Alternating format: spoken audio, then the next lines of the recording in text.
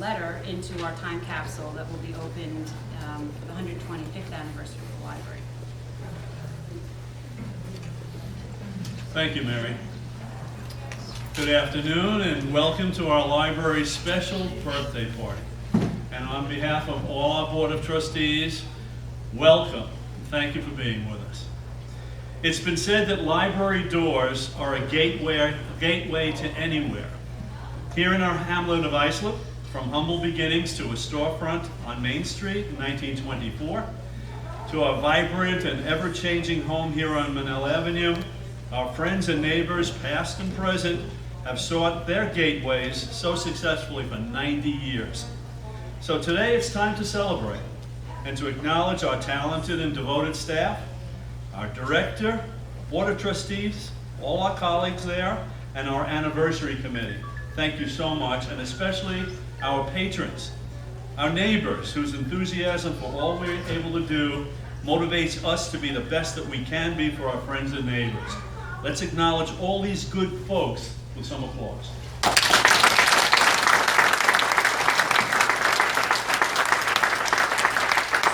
And so I ask you to raise a glass or a cup of tea as we toast the cherished memories, to the joys of the present, and to the exciting memories to come as our Islip Public Library marches on toward its centennial in 2024 and beyond.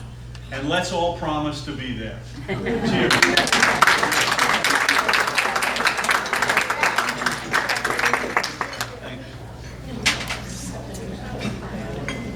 All right, last I'd like to introduce Erik Schmid. He oversaw the time capsule, and one of the things he was very adamant about was that the time capsule had to have a date on it for when it will be open, because the children's department was being asked over and over again, when will you open it? When will you open it? When will it be opened? So although we were a little bit reluctant to put a date on, we weren't quite sure, we didn't want to commit people that far out, we did feel that ultimately a date would have to be included. So the time capsule will be reopened at the 125th anniversary. And here's Erik Schmid.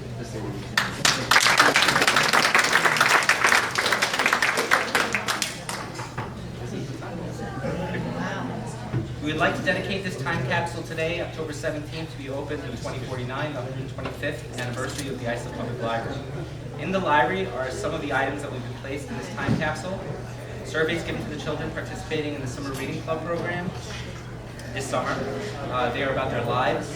A USB stick, a CD-ROM disc, and MP3 players containing videos and pictures of programs this year, pictures of the library, Main Street of Islip, pictures of businesses on the main street. The City Hall also included is audio from our toast today, and this dedication as well. There are also hard copies of many pictures to be included. Also included are newspapers and magazines of the day, staff pictures and predictions for the future, and letters from the director and board president. Time capsules are a way for us to leave a reminder or a legacy for the future generations of our lives today. If we look at how we lived just 20 years ago, we can see that our technology has increased at such a rapid pace. I remember when I was in high school back in the early 90s, everyone had a pager. Where are they now? Now everyone has a smartphone. It will be interesting to see what technology and people will be like in 2049. Some of the items we are placing today in the time capsules will become obsolete shortly. They will then be artifacts of that time period. On the table in the lobby, I also have two pictures from our collection of the school that was here before the library, and a view of Main Street circa 1930s. You can see the changes that have occurred from that time until now. How will our town look in 2049? Finally, here's a quick description of the physical time capsules involved. The stone wall in the lobby is not the time capsule. It is a sealable vault that will house the time capsules and any future time capsules the library might place. These aluminum canisters, and there's two of them, are the time capsules. Inside are the documents and a desiccant to remove any moisture. They will be sealed and caulked. It actually makes them water. I also would like to thank the kids involved in the time capsule surveys this summer. There was a great response. We have over 86 surveys to include. Well, here's hoping we'll all be around for the opening of this time capsule in 2049. Thank you very much.